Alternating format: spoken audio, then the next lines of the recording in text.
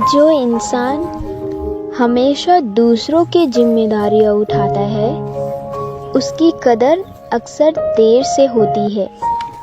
जैसे एक rough copy होती है जो हर विषय के नोट संभालती है, लेकिन सबसे पहले वही कचरे के डिब्बे में फेंकी जाती है।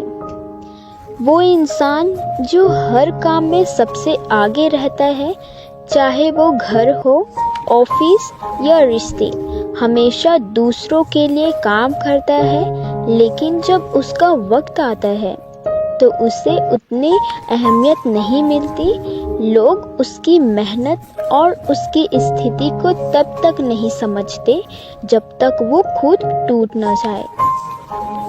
कभी कभी जो सबसे ज्यादा देना चाहता है, वही सबसे ज्यादा अनदेखा हो जाता है। माँ की चिंता कभी खत्म नहीं होती, चाहे बच्चे कितने भी बड़े हो जाए। वो हमेशा सोचती रहती है कि कहीं उनका बच्चा ठीक से खा पी रहा है कि नहीं, आराम से सो रहा है या नहीं। हर छोटी से छोटी बात पर माँ को फिक्र रहती है।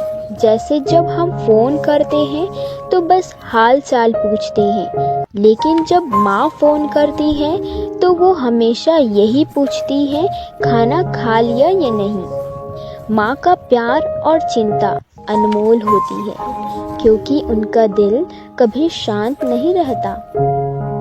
चाहे उनके बच्चे कितने बड़े क्यों ना हो जाए, उनके लिए वो हमेशा उनके छोटे बच्चे ही रहते हैं, और उनकी यही फिक्र हमारे लिए सबसे कीमती होती है।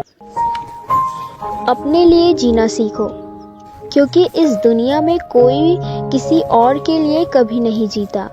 दूसरों को खुश करने के लिए ना तो कोई दिखावा करो और ना ही अपनी जिंदगी की दिशा बदलो। अपने माँ बाप, परिवार और अपने घर के लिए जीना ही असल सुख है। यहाँ वो लोग हैं जो आपके साथ सच्चे दिल से होते हैं। आपको किसी के लिए कुछ साबित करने की जरूरत नहीं है। जब आपको ये समझ आ जाएगा कि असल खुशी उन छोटे छोटे रिश्तों और अपने परिवार में है, तो आप सच्चे मायने में खुश रहना सीख पाओगे। किसी के आगे रोकर कभी कोई रिश्ता नहीं बचाया जा सकता। अगर रोने से किसी को लौटाया जा सकता है, तो इस दुनिया में कभी कोई दिल नहीं टूटता।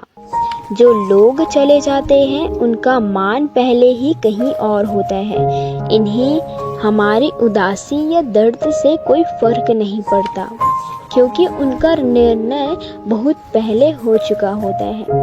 हमारे आंसू, हमारी पीड़ा, इनका दिल पर कोई असर नहीं होता। ऐसे रिश्तों को छोड़ देना ही बेहतर होता है, क्योंकि जो हमारे साथ नहीं रहना चाहते, उनका पीछा करने से केवल खुद को और भी चोट पहुंचती है। अच्छे बेटे और भाई का किरदार निभाना कहीं ज्यादा जरूरी होता है, क्योंकि परिवार की जिम्मेदारियां सबसे पहले आती हैं, सपने बाद में हैं। पहले घर की मजबूरी है।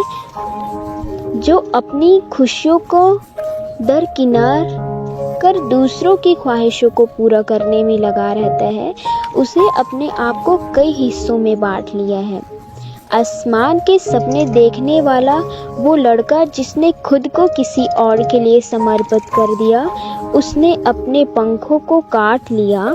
अब वो चुपचाप रिश्तों के सारे मंजर देखता है, अपनी खुद की खुशियों को पीछा छोड़कर केवल दूसरों की उम्मीदों पर खड़ा उतरता है। यह कहानी उस संघर्ष और त्याग की है जो एक बेटा और भाई अपने परिवार के लिए करता है, बिना किसी उम्मीद के।